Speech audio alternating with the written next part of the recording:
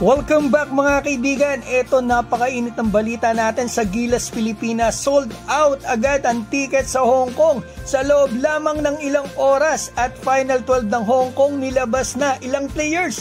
Naglaro pala sa Bay Area Dragons.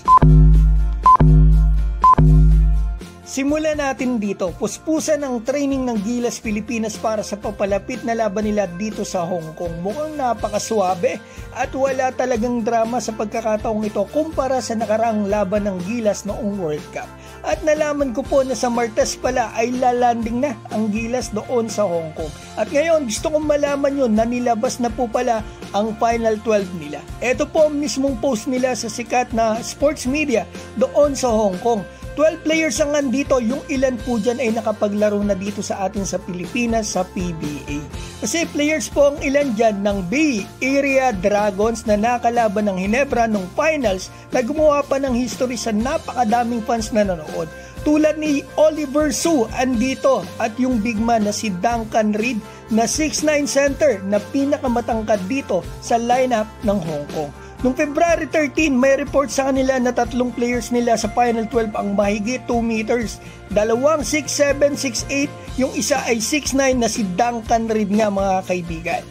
Ngunit dito sa post nila mga kaibigan na pinakita ko sa inyo, may kasama pong link ng FIBA na kapag kinlik nyo ay mapupunta kayo sa website ng FIBA at the same time makikita nyo yung schedules ng Gilas versus Hong Kong. At eto mga kaibigan, kung titingnan natin sa baba yung roster ng Hong Kong ay wala po talaga yung dalawang players nila na 6'7 to 6'8. Ang andito lang po mga kaibigan ay yung Duncan Reed. Hindi ko po alam if ito ang updated pero ito ang pinost nila na link at the same time ito yung ipinost din sa story nitong si Duncan Reed sa kanyang Instagram.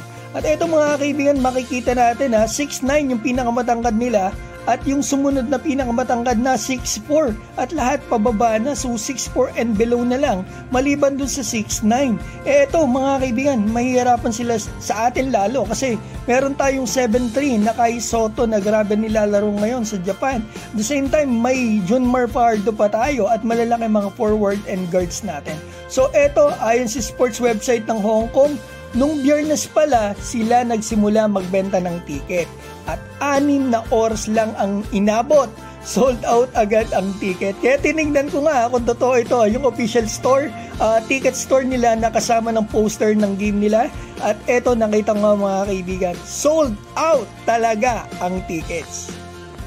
So eto, dagdag ko lang po sa laban ng Gilas sa Latvia at Georgia. Eto po yung gusto kong subukan na starting 5 o panapat natin sa kanila. Point guard, Dwight Ramos. Shooting guard, Kevin Kiambao. Small forward, Justin Brownlee. Power forward, AJ Edu. Magaling na yan ang time na yan. Center, syempre ang ating pambato na si Kai Soto. Ikaw kaibigan, anong masasabi mo dito? Alam ko sasabihin mo, kulang sa pure point guard. Para sa akin, kaya yan ni Dwight. At depende rin yan. Kasi ang kalaban natin, sobrang lalaki. Ito, Latvia at Georgia. Kung ikaw may opinion, may 5 ka, power 5 ka, i-comment mo dyan sa baba. At babatiin ko lang po si Donche TV, JB Santiago, Disenia, Ayi Lauron, Ruel Basadre, G. Malyari, Ram Gonzalez, Joey Del Mundo, Bush Yokay Kahes, Ever TV Gaming at Junicio Rupo. Maraming salamat po sa inyo.